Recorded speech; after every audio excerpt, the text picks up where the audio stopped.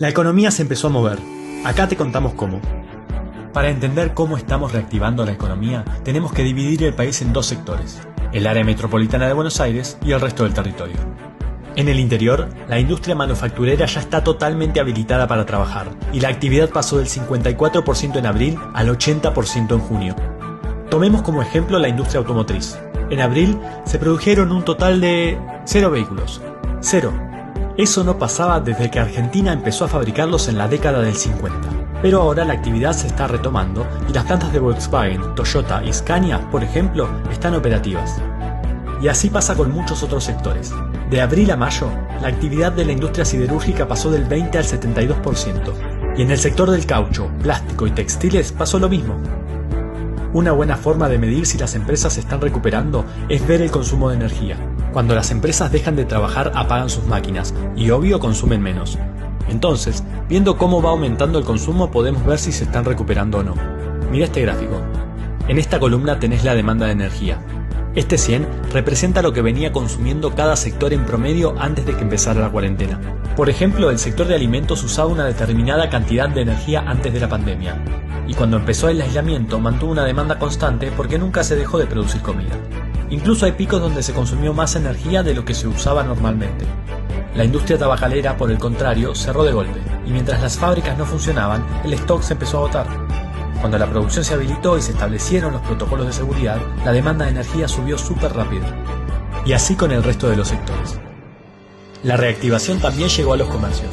Al principio de la cuarentena estaban habilitados la mitad, y hoy ya está trabajando el 85%, y hay 20 provincias que llegan al 95%.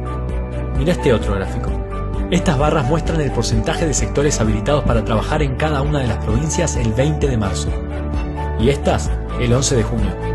Básicamente, en la gran mayoría del país, la reapertura se nota, y mucho. Menos en el área metropolitana de Buenos Aires, donde se está dando a un ritmo mucho más lento que en el resto de las provincias, porque es donde más gente hay y es más difícil controlar el virus.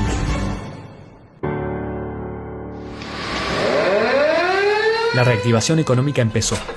Pero los efectos de la pandemia se sienten, y por eso multiplicamos la asistencia del Estado. En Argentina somos 45 millones de personas, y 21 millones reciben ingresos por parte del Estado. Y este ingreso puede venir de diferentes lugares. Primero, del empleo estatal, que ocupa 3.2 millones de personas en los 3 niveles de gobierno, incluyendo docentes y médicos de instituciones públicas. Luego, de las jubilaciones y el sistema previsional en general, que tiene alrededor de 7 millones de beneficiarios. Y después, de otras dos grandes medidas que se tomaron en la pandemia. Por un lado, el ingreso familiar de emergencia, IFE. Son pagos de 10.000 pesos que llegaron a 8.4 millones de argentinos y particularmente a los que más lo necesitan. Tomemos como ejemplo el 10% más pobre de la población argentina. Con la asignación universal por hijo se asistía al 60% de este grupo de personas. Con el IFE se llegó al 90%. Además, se estima que la medida evitó que entre 2.7 y 4.5 millones de personas cayeran en la pobreza y en la indigencia en el último bimestre. Y por otro lado, el Programa de Asistencia de Emergencia al Trabajo y la Producción, o ATP, que está dirigido a los trabajadores formales y se divide en dos partes. Para los empleadores, el pago de un porcentaje de los salarios de los trabajadores por parte del Estado. Esto llegó a 2.4 millones de empleados de 248.000 empresas.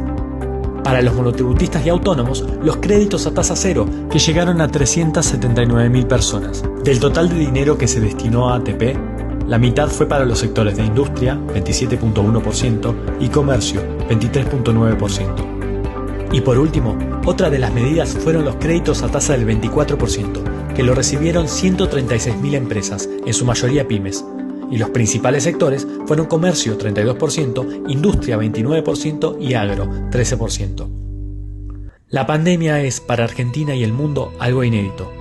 La economía de todos los países frenó como nunca lo había hecho antes y eso es un desafío para todos los argentinos y las argentinas. Sabemos que no hay futuro sin política productiva.